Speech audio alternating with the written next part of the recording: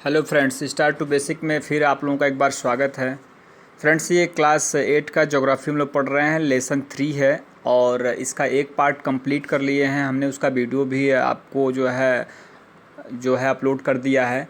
अगर आप उस वीडियो को नहीं देखे हैं तो प्लीज़ उस वीडियो को एक बार देख लें। उसके बाद से ही इस वीडियो को देखेंगे तो और आपको लाभ प्राप्त होगा, चूँकि इसी का एक पार्ट जो है जो जो स्टार्ट का जो चैप्टर का पार्ट है उसमें अपलोड किया गया है, जिसके अंतर्गत फ्रेंड्स हमने पढ़ा है खनिज के प्रकार वितरण में एशिया, यूरोप, अफ्रीका, उत्तरी अमेरिका, दक्षिण अमेरिका, अंटार्कटिका में जो खनिजों का वितरण है उसके बारे में हमने कंप्लीट किया है।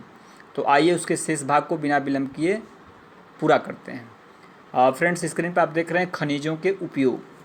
खनिजों का उपयोग कई उद्योगों में होता है। रत्नों के लिए प्रयोग किए जाने वाले खनिज प्रायः क्या होते हैं? कठोर होते हैं। इन्हें आभूषण बनाने के लिए विभिन्न शैलियों में जड़ा जाता है। तांबा एक अन्य धातु है जिसका उपयोग सिक्के से लेकर पाइप तक प्रत्येक वस्तु में किया जाता है। कंप्यूटर उद्योग में प्रयुक्त होने वाला सिलिकॉन क्वार्ट्ज से प्राप्त किया जाता है। एल्युमिनियम, जिसे उसके अयस्क बॉक्साइट से प्राप्त किया जाता है, का उपयोग ऑटोमोबाइल, हवाई जहाज, बोतलबंदी उद्योग, भवन निर्माण और रसोई के बर्तन तक होता है। अब खनिजों के संरक्षण के बारे में देख लेते हैं। खनिज अनवीकरणीय संसाधन है। खनिज क्या है? तो अनवीकरणीय संसाधन है, मतलब यह सीमित मात्रा में है और ये आज नहीं तो कल क्या होगा? समाप्त हो जाएगा। इसलिए इसको क्या कहते हैं? अनवीकरणीय संसाधन। खनिजों के निर्माण और संचयन में क्या होता है? हजारों वर्ष लगते हैं। मानवीय उपयोग की दर की तुलना में निर्माण की दर बहुत धीमी है। खनन की प्रक्रिया में बर्बादी को घटाना आवश्यक है। धातुओं का पुनर्चक्रण एक अन्य तरीका है जिससे खनिज संसाधनों को संरक्षित किया जा सकता है। ये पुनर्चक्रण देख सकते हैं, जैसे खनिज है, कम प्रयोग करके क्या कर सकते हैं हम? पुनः इनको पुनर्चक्रण में कर सकते हैं। सोचिए और करिए। शक्ति संसाधन देखते हैं फ्रेंड्स, क्या कर रहा है शक्ति संसाधन। अब थोड़ा सा एक कहानी दे रही है, कहानी के माध्यम से समझाने का कोशिश कर रहा है। क्या कर रहा है? सनी की माँ अपने दिन की शुरुआत किससे करती है? तो गीजर का बटन दबा कर करती है। सनी को जगाने से पहले उसके विद्यालय की वर्दी पर क्या करती है? इस्त्री करती है, प्रेस करती है। इस्त्री का मतलब दूसरा चीज़ मत समझिएगा आप लोग। इस्त्री मतलब क्या होता है? प्रेस करना, ठीक है। इसके बाद वह उनके लिए ब्लेंडर में क्या करती है? मतलब ग्लास का संतरे का जूस बनाती है। किसमें? ब्लेंडर में डाल करके। और फिर क्या पहुँचती हैं? तो रसोई घर पहुँचती हैं। सन्नी, क्या आपने स्नान कर लिया? आओ अपना नाश्ता करो। सन्नी के लिए गैस स्टोव पर नाश्ता बनाते हुए माँ पुकारती है। विद्यालय जाते समय सन्नी बत्तियों और पंखों को बटन बंद करना भूल जाता है।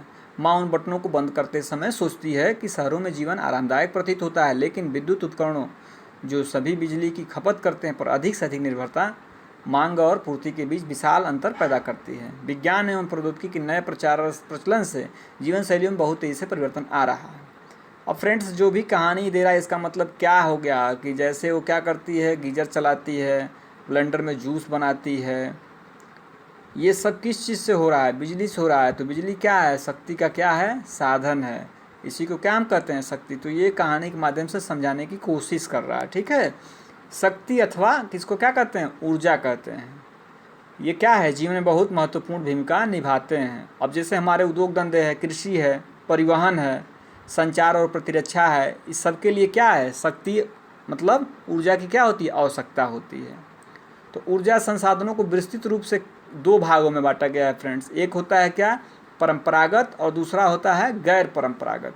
अब परंपरागत किसे कहते हैं? तो ऊर्जा के वे परंपरागत स्रोत जो लंबे समय से सामान्य उपयोग में लाए जा रहे हैं। ईंधन और जीवाश्मी ईंधन परंपरागत ऊर्जा के दो मुख्य स्रोत हैं।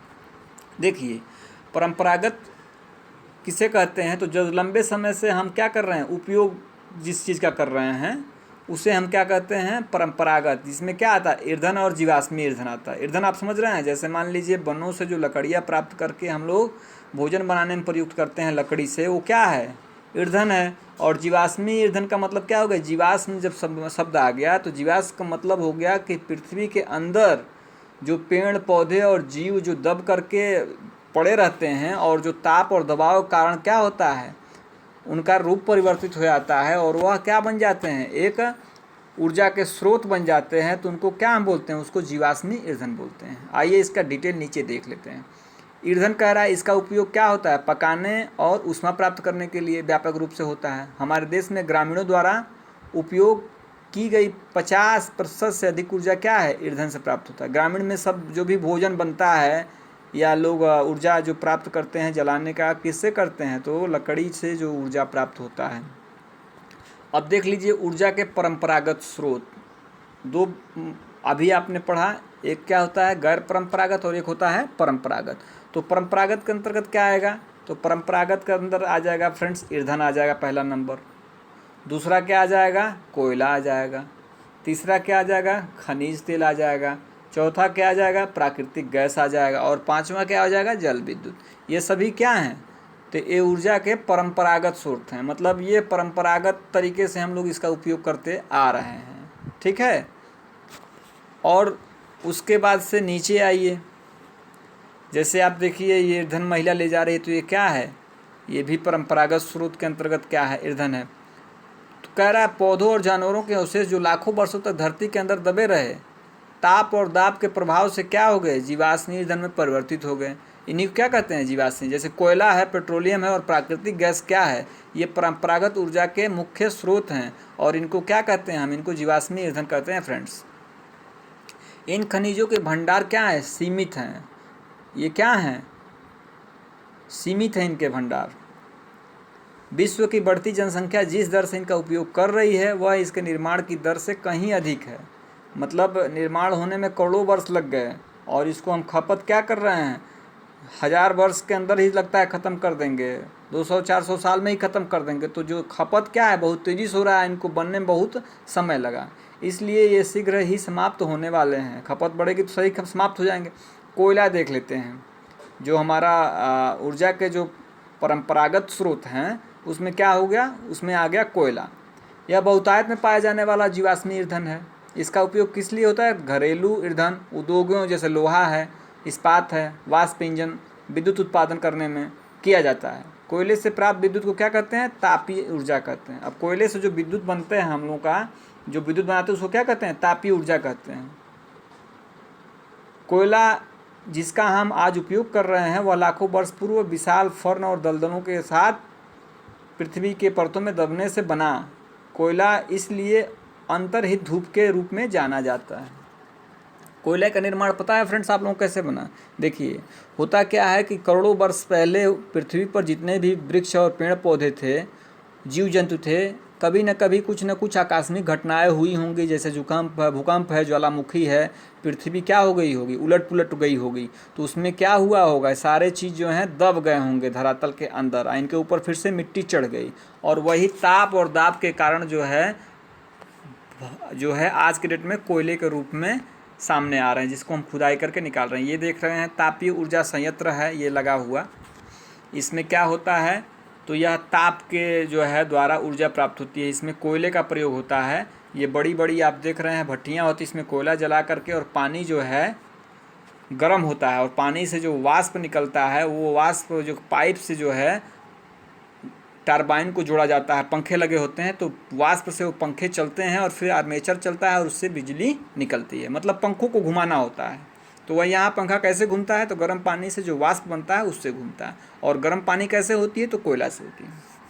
ठीक है, आइए विश्व में अग्रणी कोयला उत्पादक देशों में कौन सा है, तो चीन है, संयुक्त राज्य अमेरिका है, जर्मनी है, रूस है, दक्षिणी अफ्रीका और फ्रांस। भारत के कोयला उत्पादक क्षेत्र में क्या आ जाएगा, रानीगंज है, पश्चिमी बंगाल में जो है, झरिया जो है धनबाद में, और बोकारो कहाँ है, झारखंड में। अपने यहाँ ये जो कोयला ये 3 क्षेत्र दिखा रहा है इसमें कि आपका पश्चिम बंगाल में रानीगंज और धनबाद में झरिया और झारखंड में बोकारो। पेट्रोलियम देख लेते हैं, पेट्रोल जिसकी आपकी कार चलती है और तेल जो आपकी साइकिल को चरमराने से रोकता है। दोनों की शुरुआत गाढ़े काले द्रव से होती है जिसे पेट्रोलियम कहते हैं। यह सैलों की परतों के मध्य पाया जाता है और इसका वेधन अपतटीय और तटीय क्षेत्रों में स्थित तेल क्षेत्रों से किया जाता है। तदुपरांत इसे परिष्करणशाला भेजा जाता है जहां अपरिष्कृत पेट्रोलियम के प्रकरण से विभिन्न तरह के उत्पाद जैसे डीजल, पेट्रोल, मिट्टी, तेल, मोम, प्लास्टिक और स्नेहक तैयार किए जाते हैं। पेट्रोलियम इससे बने उत्पादों को क्या कहते हैं, काला सोना कहते हैं, क्योंकि ये बहुत अधिक मूल्यवान है। पेट्रोलियम के मुख्य उत्पादक देश क्या हैं, ईरान, इराक, सऊदी अरब और कतर हैं। अन्य मुख्य उत्पादक संयुक्त राज्य अमेरिका, रूस, वेनेजुएला और अल्जीरिया है। भारत में मुख्य उत्पादक क्षेत्र क्या है? असम में डिगबोई है, मुंबई में बॉम्बे हाई है और कृष्णा गोदावरी नदियों के डेल्टा में। देखिए पेट्रोलियम जो है इसको क्या कहते हैं? काला सोना कहते हैं। और जो पेट्रोलियम है ये कहाँ पाया जाता है? तो पहला नंबर ये औषधि शैलों में पाया जाएगा फ्रेंड्स, ठीक है। और ये डायरेक्ट जो पेट्रोलियम यूज निकालते हैं सीधे सीधे हमको पेट्रोलियम उससे नहीं बनता है। इसका क्या होता है? इसका जो है परिष्करण किया जाता है। जैसे मथुरा में रिफाइनरी है तो उसी तरह के कारखाने लगा करके क्या करते हैं, इनको हम परिष्करण करते हैं। उसी पेट्रोलियम से क्या बनता है? फिर एक डीजल बनेगा, फिर पेट्रोल बनेगा, फिर मिट्टी का तेल बनेगा। ये अलग अलग से तेल है, मोम है, प्लास्टिक और स्नेहक तैयार किए जाते हैं। मतलब एक ही तरह से निकलता है। अपरिष्कृत पेट्रोलियम निकलेगा, उसको हम परिष्कृत करेंगे कारखाने से ले आकर के, तो उसी से हम अलग अलग चीज़ें बनाते हैं जिसमें डीजल, पेट्रोल, मिट्टी का तेल, मोम, प्लास्टिक और स्नेहक बनते हैं। और इस पेट्रोलियम को हम लोग क्या कहते हैं? काला सोना कहते हैं, ठीक है। क्यों काला सोना कहते हैं? क्योंकि ये बहुत अधिक मूल्यवान है। पेट्रोलियम के मुख्य उत्पादक देश जो है कौन कौन से हैं? तो ईरान, इराक, सऊदी अरब और कतर हैं, ठीक है। आइए, भारत में आपने अभी पढ़ा असम में क्या है? डिगबोई है और मुंबई में जो है बॉम्बे हाई है और कृष्णा और गोदावरी नदियों के डेल्टा में पाए जाते हैं। कृष्णा और गोदावरी बता दें आपको, जैसे ये हो गया तो यहाँ पे कृष्णा और गोदावरी दो नदियाँ बहती हैं, तो जो ये बंगाल की खाड़ी में गिरती हैं फ्रेंड्स, तो ये डेल्टा बनाती हैं। इन्हीं डेल्टाओं में क्या है? इसी में जो है पाया जाता है पेट्रोलियम। खुदाई करके इसको जो है मशीनों लगा करके कूप जो है कूप खनन किया जाता है। अभी आपने वो जो पढ़ा ऊपर, ठीक है। अब पेट्रोलियम जो है शब्द की उत्पत्ति कैसे हुई है? तो पेट्रा से हुई है, जिसका मतलब क्या होता है कि ओलियम, शैल ओलियम अर्थ तेल होता है। पेट्रोलियम का मतलब क्या हो गया? तेल। इसीलिए पेट्रोलियम को क्या बोलते हैं? शैल तेल बोलते हैं। अब सीएनजी का फुल फॉर्म दिखा रहा है, कहाँ प्रयोग होता है। सीएनजी जो है आपको कंपोजिट नेचुरल गैस जिसको बोलते हैं, जो कि संपीड़ित प्राकृतिक गैस है और ये ऑटोमोबाइल ईंधन है, क्योंकि यह पेट्रोलियम और डीजल की तुलना में क्या है? बहुत कम प्रदूषण फैलाती है। प्राकृतिक गैस देख लेते हैं। प्राकृतिक गैस पेट्रोलियम निक्षेपों के साथ पाई जाती है और तब निर्मुक्त होती है जब अपरिष्कृत तेल को धरातल पर लाया जाता है। इसका प्रयोग घरेलू और वाणिज्यिक ईंधनों के रूप में किया जाता है। रूस, नॉर्वे, यूक्रेन और नीदरलैंड प्राकृतिक गैस के प्रमुख उत्पादक हैं। एक चीज़ बता दें आप लोगों को, देखिए जहाँ पेट्रोलियम मिलेगा फ्रेंड्स, पेट्रोलियम जहाँ मिलेगा वहीं प्राकृतिक गैस मिलेगा। ये चीज़ एकदम क्लियर है। देखिए मान लीजिए यहाँ पेट्रोलियम है, ठीक है। ये जो है पेट्रोलियम अगर यहाँ पाया जाता है तो प्राकृतिक गैस इसी में कहाँ पाई जाएगी? ऊपर पाई जाएगी। इस परत में कहाँ रहेगी? पेट्रोलियम प्राकृतिक गैस रहेगी। चूँकि गैस क्या होती है? हल्की होती है, तो यह उसके ऊपर रहती है। कभी कभी आप लोग देखते हैं कि जब किसी चीज़ का जो है प्राकृतिक जो है पेट्रोलियम अगर निकाला जाता है तो कभी कभी गैसें निकल जाती है, रिसाव हो जाता है, तो काफ़ी जो है क्या है, लोग मूर्छित हो जाते हैं या जो है जो गैस के रिसाव से क्या हो जाता है, आसपास के क्षेत्र जो है प्रभावित हो जाते हैं। तो प्राकृतिक गैस, पेट्रोलियम जहाँ मिलेगा वहीं प्राकृतिक गैस भी मिलेगी। पेट्रोलियम के ऊपर प्राकृतिक गैस पाई जाती है। क्यों? क्योंकि ये गैस क्या होती है? हल्की होती है और इसका फैलाव ऊपर की तरफ रहता है, ठीक है। अब देखिए भारत में जो है जैसलमेर, कृष्णा गोदावरी का जो डेल्टा है, त्रिपुरा और मुंबई, अभी आपने पढ़ा असम में डिगबोई, मुंबई हाई जो है के कुछ कह रहा है अपतटीय क्षेत्रों में प्राकृतिक गैस संसाधन हैं। विश्व के बहुत कम देशों के पास प्राकृतिक गैस के अपने पर्याप्त भंडार हैं। मतलब बॉम्बे हाई और असम में डिगबोई में क्या मिलता है? तो पेट्रोलियम मिलता है और कृष्णा गोदावरी में भी पेट्रोलियम मिलता है। तो जैसलमेर कह रहा है और कृष्णा गोदावरी, त्रिपुरा और मुंबई के कुछ अपतटीय क्षेत्रों में क्या है? प्राकृतिक गैस भी मिलते हैं वहाँ पे, ठीक है। हमारे द्वारा जीवाश्मी ईंधन के उपभोग की तीव्र वृद्धि ने चिंताजनक दर से इन्हें समाप्ति तक पहुँचा दिया है। इन ईंधनों को जलने से निकलने वाले विषैले प्रदूषक भी चिंता का विषय हैं। जीवाश्मी ईंधन का अनियंत्रित जलना अनियंत्रित टोटी के टपकने के समान है जो अंततः सूख जाती है। इसने हमारा ध्यान ऊर्जा के विभिन्न गैर परंपरागत स्रोतों के दोहन की ओर बढ़ाया, जो कि जीवाश्म ईंधन के स्वच्छतर विकल्प हैं।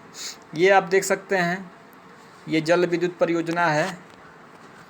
यहाँ पे क्या हुआ है कि बांध बना दिया गया है और बांध बना करके जल को एकत्रित कर लिया गया और यहाँ से नालियों के माध्यम से क्या करते हैं, जल को नीचे गिराते हैं। और जब नीचे गिराते हैं तो वहाँ क्या होता है, टरबाइन लगा होता है, पंखा लगा रहता है, जिससे बहुत तेज़ी से पंखा घूमता है और आर्मेचर चलता है और फिर जो है विद्युत की प्राप्ति होती है। देख लेते हैं इसको भी। बांधों में वर्षा जल अथवा नदी जल क्या करते हैं, ऊंचाई से गिराने के लिए संग्रहित किया जाता है। बांध के अंदर से पाइप के द्वारा बहता जल बांध के नीचे स्थित टरबाइन के ऊपर गिरता है। घूमते हुए ब्लेड जनरेटर को विद्युत के लिए घुमाते हैं, यह जल विद्युत कहलाती है। विद्युत उत्पादन करने के बाद जो जल बहता है उसका उपयोग कृषि के लिए किया जाता है। विश्व की ऊर्जा का 1/4 हिस्सा क्या है, जल विद्युत। देखिए यहाँ पे फ्रेंड्स ये जल का भंडारण हुआ, ठीक है, और यहाँ नालियों के माध्यम से ये क्या हुआ, जल यहाँ से गिराया गया। और यहाँ आप देख रहे हैं ये पंखा चल रहा है ना, तो जब जल इससे लड़ता है तो ये पंखा तेज़ी से चलने लगता है और फिर जो पंखा जब तेज़ी से चलेगा तो जनरेटर जो आर्मेचर इसमें लगा रहता है वो चलेगा, फिर उससे क्या होगा, विद्युत निकलेगा और फिर ये विद्युत जो है फैलाए जा रहे हैं। तो ये जो प्रोसेस है और जो पानी यहाँ से नीचे आता है ये फिर जो है पानी कृषि के लिए प्रयोग किया जाता है, नहरों में छोड़ दिया जाता है या आगे नदियों में बहा दिया जाता है। तो ये जल विद्युत कैसे प्राप्त होता है उसका ये बताया गया है। और जो जल विद्युत अपने यहाँ विश्व में जो जल विद्युत है वह 1/4 हिस्सा क्या करता है, उत्पादन करता है। किससे, तो ये जो है जल विद्युत के माध्यम से जो बिजली पैदा होती है 1/4 जो हिस्सा इसके माध्यम से पैदा होती है। आइए अब विश्व के जल विद्युत अग्रणी देश में क्या है, तो पराग्वे, नॉर्वे, ब्राज़ील और चीन है। भारत में कुछ महत्वपूर्ण जल विद्युत केंद्र हैं, जैसे भाखड़ा नंगल बांध आपका है, गांधी सागर है, नागार्जुन सागर है और दामोदर नदी घाटी। ये जो परियोजनाएं हैं अपने यहाँ हैं, कहाँ कहाँ, भाखड़ा नंगल कहाँ है, पंजाब हो गया, गांधी सागर कहाँ हो, गुजरात हो गया, और नागार्जुन जो है अपना साउथ में है, और दामोदर ये बंगाल का हो जाता है। तो ये जो है परियोजनाएं बना करके यहाँ पर विद्युत जो है जल विद्युत निकाला, जल विद्युत पैदा किया जाता है। अब विश्व का फ्रेंड्स जो है जल विद्युत उत्पादन करने वाला देश कौन सा है, पहला नॉर्वे। ऑब्जेक्टिव है, इसको ध्यान रखिए आप लोग। अब ऊर्जा के तो भी आपने पढ़ा जो है परंपरागत स्रोत थे हमारे, और गैर परंपरागत स्रोत क्या है तो देख लेते हैं। जीवाश्मी ईंधनों के बढ़ते उपयोग से ऊर्जा के गैर परंपरागत स्रोत का अभाव उत्पन्न हो रहा है। ऐसा अनुमान किया जाता है कि यदि वर्तमान दर से इनका उपभोग लगातार होता रहा तो ईंधन के भंडारण समाप्त हो जाएंगे।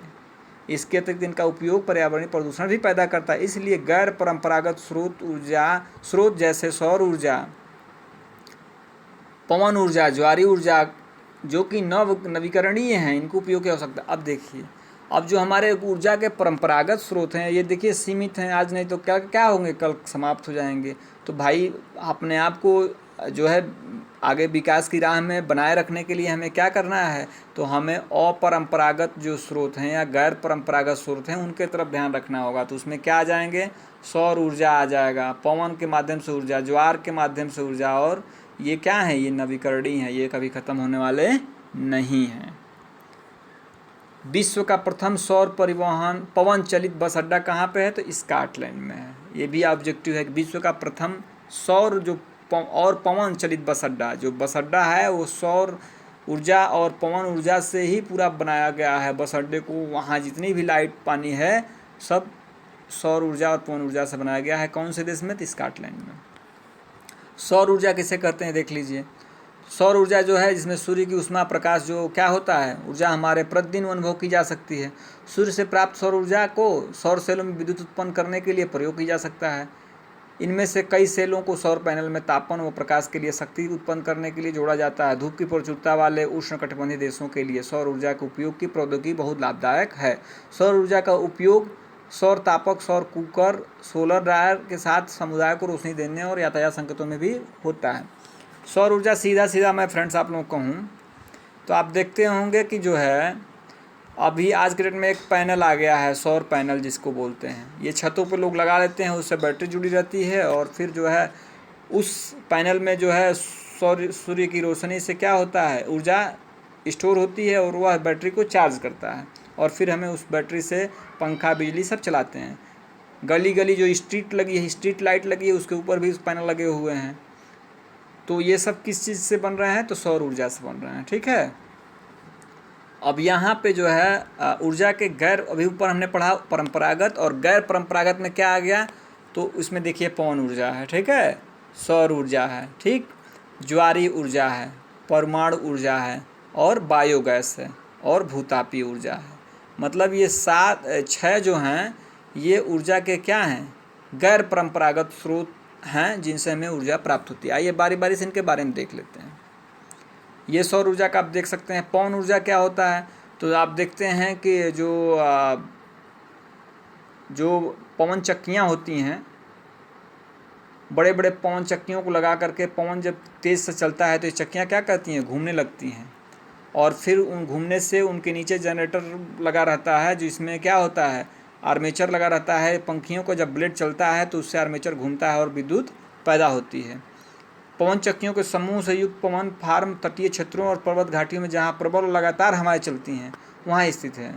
पवन फार्म कहाँ कहाँ है, तो Netherlands, Germany, Denmark, Ukraine, USA, Spain में पाए जाते हैं, जो पवन ऊर्जा क्या है, उत्पादन में उल्लेखनीय है। सौर कुकर किसे कहते हैं फ्रेंड्स, तो देखिए दिखा रहा है। सौर कुकर जो है, जैसे ये क्या है, ये दिखाया है कि एक आप कोई बर्तन ले लें और उसमें पानी डाल दें और उसके ऊपर जो है उस चारों तरफ से रबड़ जो है ट्यूब फुला करके बीच में उसको बर्तन को रख दिया गया है। ऊपर से एक कांच का वो डाल दिया गया है प्लेट। सूर्य का प्रकाश इस पे पड़ रहा है और ये प्रकाश जो है यहाँ पे जो खाली जगह है वहाँ स्टोर हो जा रहा है और उसका तापमान बढ़ जाता है तो जो भोजन होता है कुकर में वो पक जाता है। उसको क्या कहते हैं, सौर ऊर्जा।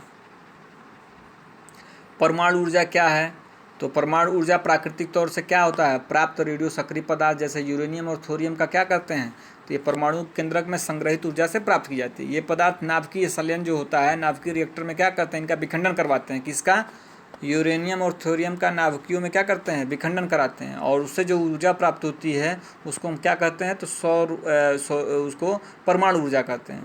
अब संयुक्त राज्य अमेरिका, यूरोप और भारत में राजस्थान और झारखंड के पास क्या है, यूरेनियम के विशाल निक्षेप हैं। थोरियम विशाल क्षेत्र मात्रा में केरल के मोनोजाइट बालू में पाए जाते हैं। देखिए कहाँ कहाँ, भारत में जो है राजस्थान है, झारखंड के पास यूरेनियम के विशाल निक्षेप हैं। थोरियम जो है विशाल मात्रा में केरल के मोनोजाइट बालू में पाए जाते हैं। भारत में स्थित परमाणु ऊर्जा केंद्र में क्या है, तमिलनाडु में क्या है, कलपक्कम है, महाराष्ट्र में तारापुर, राजस्थान में कोटा, राणा प्रताप सागर और उत्तर प्रदेश में नौरौरा और कर्नाटक में कैगा। ये एग्ज़ाम में बहुत पूछता है, पूछ देगा कि तमिलनाडु में जो कलपक्कम है किस चीज़ के लिए प्रसिद्ध है, तो ये किस चीज़ के लिए प्रसिद्ध है, तो परमाणु ऊर्जा के लिए। ठीक है, राजस्थान में कोटा है और उत्तर प्रदेश में नौरौरा हो गया और कर्नाटक में कैगा हो गया। इन सबों को याद कर लीजिए आप लोग। भूतापीय ऊर्जा देख लेते हैं फ्रेंड्स। ताप ऊर्जा जो पृथ्वी से प्राप्त की जाती है भूतापीय ऊर्जा कहलाती है। पृथ्वी के अंदर गहराई बढ़ने के साथ क्या होता है, तापमान लगातार वृद्धि होती जाती है। कभी कभी यह तापमान ऊर्जा भूसतह पर गर्म जल के झरनों के रूप में प्रकट हो जाती है। यह ताप ऊर्जा शक्ति उत्पादन करने में प्रयुक्त की जा सकती है। बरसों से गर्म जल के स्रोतों के रूप में भूतापीय ऊर्जा खाना बनाने, ऊष्मा प्राप्त करने और नहाने के लिए प्रयोग में लाई जाती है। यूएसए विश्व का सबसे बड़ा भूतापीय ऊर्जा का संयंत्र है। इसके बाद न्यूजीलैंड, आइसलैंड, फिलीपींस और मध्य अमेरिका है। भारत में भूतापीय ऊर्जा का संयंत्र हिमाचल प्रदेश में मणिकरण और लद्दाख में पूगा घाटी में स्थित है। अब देखिए होता क्या है, पृथ्वी में कभी कभी जो है पृथ्वी के नीचे जो है क्या होता है, एक गर्म जल का क्या होता है, स्रोत निकल जाता है और जो गर्म जो स्रोत निकलता है जल का उसी क्या बोलते हैं, भूतापीय बोलते हैं। मतलब वह गर्म रहता है। तो जो भारत में हिमाचल प्रदेश है वहाँ मणिकर्ण एक स्थान है और लद्दाख में पूगा घाटी है। यहाँ क्या है, गर्म जल के स्रोत, गर्म जल के झरने पाए गए हैं। उसमें होता क्या है फ्रेंड्स कि जैसे देखिए नीचे हम दिखा देते हैं आप लोगों को, ये देखिए ये गर्म जल का क्या है, स्रोत है। इसमें देखिए ये दो पार्ट में चावल रख दिया गया है और ढक दिया गया ऊपर से, और गर्म जो स्रोत है उसके जल में गर्मी इतनी है इससे चावल क्या होता है, पक जाता है। ये भूतापीय ऊर्जा के जो है इसी को क्या कहते हैं, भूतापीय ऊर्जा कहते हैं। अब इन्हीं का क्या किया जाता है, जैसे गर्म जल का जो स्रोत है तो इस भूतापीय ऊर्जा को ये जो इसमें से जो वाष्प निकलता है इसको स्टोर करके इससे भी जो है टरबाइन चला करके और फिर विद्युत ऊर्जा उत्पादन की जाती है। क्लियर है। तो ये भूतापीय ऊर्जा क्या होते हैं, तो गर्म जल के स्रोत हैं। धरातल के अंदर से यह गर्म जल धरातल पे कभी कभी ऊपर आ जाता है। यहाँ आप देख सकते हैं ये गर्म जल है का स्रोत है। यहाँ से देखिए भाप निकल रही है और यही भाप को क्या करते हैं, ये कुआं जो गर्म जल का कुआं है इसी में पाइप लगा करके इसको भाप को यहाँ पे टरबाइन को चलाता है। भाप की वजह से धक्के से चलता है और फिर जनरेटर से क्या होती है, बिजली पैदा होती है। तो वह इस तरह का क्या करते हैं, भूतापीय ऊर्जा का हम प्रयोग कर लेते हैं। अब विश्व का पहला ज्वारीय स्टेशन कहाँ पे है, तो फ्रांस में है। तो अभी ज्वारीय ऊर्जा के बारे में नीचे पढ़ते हैं। ये फ्रांस में है, ज्वार की वजह से जो स्टेशन बना कहाँ, फ्रांस में। अब ज्वारीय ऊर्जा क्या है, अब देखिए, ज्वार से उत्पन्न ऊर्जा को क्या कहते हैं, ज्वारीय ऊर्जा कहते हैं। इस ऊर्जा का विदोहन समुद्र के सकरे मुहाने में बांध के निर्माण से किया जाता है। उच्च ज्वार के समय ज्वारों की क्या होती है, ऊर्जा का उपयोग बांध में स्थापित टरबाइन को घुमाने के लिए किया जाता है। रूस, फ्रांस और भारत में कच्छ की खाड़ी में विशाल ज्वारीय मिल के क्षेत्र हैं। देखिए मैं बस समझाता हूँ आप लोगों को। जैसे ये अपना ये जो क्षेत्र है, ये क्या है, ये कौन खाड़ी है, ये कच्छ की खाड़ी है, ठीक है। तो ये जो है अंदर तक जल इसमें गया है। इस पे करते हैं क्या है कि एक बांध बना देते हैं, ठीक है फ्रेंड्स, और इस बांध में पाइप लगा देते हैं। और जब आप जानते हैं समुद्र का जल क्या होता है, 2 बार दिन में उठता है और गिरता है, जिसको ज्वार भाटा कहते हैं। तो जब उच्च ज्वार आता है इधर से, तो जो बांध बना है उसमें पाइप डाल देते हैं। तो बहुत तेज़ी से जल जो है पाइप के अंदर आता है, और पाइप जहाँ लगा है वहीं पे क्या करते हैं, हम पंखे लगा देते हैं, और पंखे से जो है टरबाइन बना देते हैं। तो ये जब जल बहुत अंदर तेज़ी से आएगा इस पाइप से, तो इस पंखे पर गिरता है और ये पंखा घूमने लगता है, और फिर बिजली आर्मेचर चलता है, बिजली पैदा। वही आप देख सकते हैं, ये देखिए उच्च ज्वार आया यहाँ पे, इस पाइप के माध्यम से बाहर जो है क्या लगा हुआ है पाइप में, ये लग गया है पंखे जो टरबाइन है। और ये जब ज्वार तेज़ी से आता है तो इस पानी जो है, जो छिद्र बना हुआ है, उस पर टरबाइन लड़ता है और चलने लगता है, और फिर जो है जनरेटर से बिजली पैदा होती है। क्लियर हो गया। इसे क्या कहते हैं, यही ज्वारीय ऊर्जा है। ज्वार के माध्यम से जो ऊर्जा हम पैदा कर लेते हैं, ज्वारीय ऊर्जा है। बायोगैस देख लीजिए आप। बायोगैस में क्या होता है कि ये एक टैंक है, ये देखिए एक टैंक है। अब इस टैंक में क्या करते हैं हम लोग, तो जो बायो चीज़ जैसे गोबर है या वनस्पतियों का सड़ा गला कोई चीज़ है या कोई भी जो है अपशिष्ट पदार्थ है, इसमें डालते हैं, और वह जब सड़ता है, सड़ करके उसमें से गैस बनता है, और गैस जब बनता है तो उसको हम यहाँ से गैस को स्टोर कर लेते हैं, जिसको क्या कहते हैं, हम बायोगैस कहते हैं। गांव में कहीं कहीं आप लोगों ने सुना होगा गोबर गैस, तो यह उसी तरह का है। और जो इसमें जो अपशिष्ट पदार्थ पड़ता है उसको बाहर निकाल लेते हैं, जो क्या हो जाता है, उर्वरक का काम करता है, खाद बनता है, ठीक है। वही इसके नीचे समझाया है, आप एक बार देख लेते हैं इसको। आइए, जैविक अपशिष्ट जैसे मृत पौधे, जंतुओं का अवशेष, पशुओं का गोबर, रसोई के अपशिष्ट को गैसीय ईंधन में बदला जा सकता है, इसे बायोगैस कहते हैं। जैविक अपशिष्ट क्या होता है, बैक्टीरिया द्वारा बायोगैस संयंत्र में अपघटित होते हैं, जो कि अनिवार्य रूप से मीथेन और क्या होता है, कार्बन डाइऑक्साइड। अब जो इसमें गैस बनते हैं क्या होते हैं, मीथेन और कार्बन डाइऑक्साइड का मिश्रण है। बायोगैस खाना पकाने तथा विद्युत उत्पादन का सर्वोत्तम ईंधन है, और इससे प्रति वर्ष बड़ी मात्रा में जैव खाद का उत्पादन होता है। ऊर्जा विश्व सर्वव्यापी है, लेकिन इस ऊर्जा का विदोहन बहुत ही कठिन और खर्चीला है। हम में से प्रत्येक व्यक्ति ऊर्जा को नष्ट न करके एक भिन्नता ला सकता है। ऊर्जा की बचत ही ऊर्जा का उत्पादन है। अभी कार्य करें और ऊर्जा के भविष्य को सुना करें। तो फ्रेंड्स, इस तरह से ये चैप्टर कंप्लीट हुआ। काफ़ी बड़ा चैप्टर था, बहुत कुछ हम लोगों ने इस चैप्टर के माध्यम से सीखा है। इस चैप्टर से किसी भी एग्जाम में क्वेश्चन आता ही आता है। तो आइए अभ्यास के प्रश्न देख लेते हैं। कह रहा है फ्रेंड्स, प्रतिदिन आपके उपयोग में आने वाले 3 सामान्य खनिजों के जो है नाम बताने के लिए कह रहा है। तो आप बता दीजिए, आप सामान्य रूप से खनिज कौन कौन से उपयोग करते हैं। जैसे मान लीजिए आप खाने में नमक प्रयोग करते हैं, पेंसिल आपका जो है उसमें ग्रेफाइट है, क्रोमियम है, प्लेटिनम है, ये सब है। अयस्क क्या है, तो फ्रेंड्स सेल जो होता है उसमें जो खनिज होता है और उसी को जब हम खनन करके निकाल लेते हैं उसी क्या कहते हैं, तो अयस्क कहते हैं। प्राकृतिक गैस संसाधनों में संपन्न 2 प्रदेशों के नाम बताइए। प्रदेश पूछ रहा है, बता दीजिए। प्राकृतिक गैस में अपना क्या आ जाएगा, जैसे मुंबई आ जाता है, जैसलमेर आ जाता है, त्रिपुरा है, और अपना कृष्णा और गोदावरी का जो है डेल्टा, ये सब आ जाते हैं।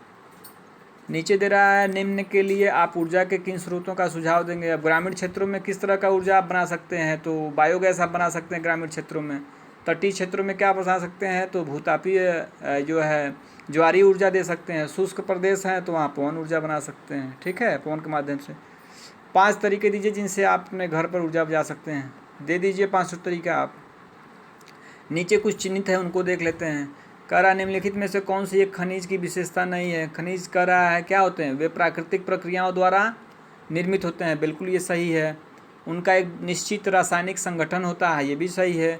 वे असमाप्य होते हैं, भैया असमाप्य नहीं, ये क्या होंगे, समाप्त हो जाएंगे, ये सीमित मात्रा में। उनका वितरण असमान होता है, ये भी सही है। तो ये जो है विशेषता ये नहीं है, ये वाला जो है विशेषता नहीं है, ये ग वाला, ठीक है। निम्नलिखित में कौन सा अभ्रक का उत्पादन नहीं है। अब कह रहा है अभ्रक उत्पादन जो है कहाँ पे नहीं है, जैसे झारखंड है, राजस्थान है, कर्नाटक है और आंध्र प्रदेश है। तो यहाँ पे कहाँ पे अभ्रक नहीं होगा। अब आप लोगों को पता है कि जो है अभ्रक क्या है, अधात्विक खनिज है। तो अधात्विक खनिज कहाँ पाए जाएंगे, धात्विक और अधात्विक पढ़े हैं ना आप। तो अधात्विक खनिज जो पाए जाते हैं यह अवसादी शैलों में पाए जाएंगे। तब झारखंड देख लीजिए, राजस्थान देख लीजिए, आंध्र प्रदेश देख लीजिए, इसको आप लोग करिए। और निम्नलिखित में कौन सा विश्व में तांबे के अग्रणी उत्पादन है। तो चिली आप जान ही रहे हैं तांबा के लिए। निम्नलिखित में प्रक्रिया में से कौन सी आपके रसोई घर में द्रवित पेट्रोलियम गैस है। तो जो द्रवित पेट्रोलियम गैस क्या होती है, LPG होती है। तो कह रहा है कि को संरक्षित नहीं करेगी। अब देखिए, पकाने से पहले दाल को कुछ समय के लिए भिगोना, तो संरक्षित आप कर रहे हैं। जब दाल भिगो लेंगे तो कम गैस लगेगी, ठीक है। प्रेशर कुकर में बनाएंगे भी तो कम गैस लगेगी। पकाने के लिए गैस जलाने से पूर्व सब्जी को काट लेना, इससे कोई मतलब है नहीं। खुली कढ़ाई में कम ज्वाला पर भोजन पकाना, ये भी बचाएगा। तो ये वाला ऑप्शन इसका संरक्षित से मतलब नहीं रख रहा है। अब कारण बताने वाला है, बड़े बांधों के निर्माण के पूर्व पर्यावरणीय पहलुओं को ध्यानपूर्वक देखना चाहिए, बिल्कुल देखना चाहिए। अब मान लीजिए इसका कारण बताइए आप। बांध बनाएंगे तो आसपास का क्षेत्र कैसा है, वहाँ के लोग किस तरह के हैं, उन सबों को आपको देखना होगा। अधिकांश उद्योग कोयले खानों के पास केंद्रित होते हैं, बिल्कुल होंगे। खनिज पदार्थ जहाँ रहेंगे वहाँ ऊर्जा जो है उनको यूज करने में सस्ता जो है परिवहन लगेगा, इजली प्रयोग हो जाएगा। पेट्रोलियम को काला सोना क्यों कहते हैं। तो यह अत्यधिक क्या है, महत्वपूर्ण है। और अत्यधिक क्या है, यह जो है पेट्रोलियम जो है महंगा भी होता है और महत्वपूर्ण है, इसलिए इसको क्या बोलते हैं, काला सोना। आखनन पर्यावरणीय चिंता का विषय हो सकता है। आखनन आप समझ ही रहे हैं, जो आखनन हम लोग करते हैं, अभी ऊपर हमने पढ़ा है। तो फ्रेंड्स इस तरह से अंतर स्पष्ट करने का दिया हुआ है, नीचे आप लोग देख लीजिए क्रियाकलाप है। तो चैप्टर ये समाप्त हुआ। आशा है कि आप लोगों ने बहुत कुछ सीखा होगा और आपको अच्छा लगा होगा चैप्टर को पढ़ करके। तो अगर वीडियो पसंद आया हो तो अगर चैनल को सब्सक्राइब नहीं किए हैं तो प्लीज़ अभी कर लीजिए। स्टार्ट टू बेसिक आपका चैनल है, साथ में बेल आइकन को दबा लीजिए ताकि जो भी मैं वीडियो डालूँ आप लोगों को मिल जाए। और ज़रूरतमंदों को वीडियो शेयर करिए, ढेर सारा लाइक करिए, कमेंट करिए और निरंतर वीडियो को देखते रहिए। और फिर इसी के साथ ये समाप्त होता है फ्रेंड्स। मिलते हैं अगले वीडियो में अगले लेसन के साथ। तब तक के लिए अपना बहुत ख्याल रखिए। नमस्कार, धन्यवाद।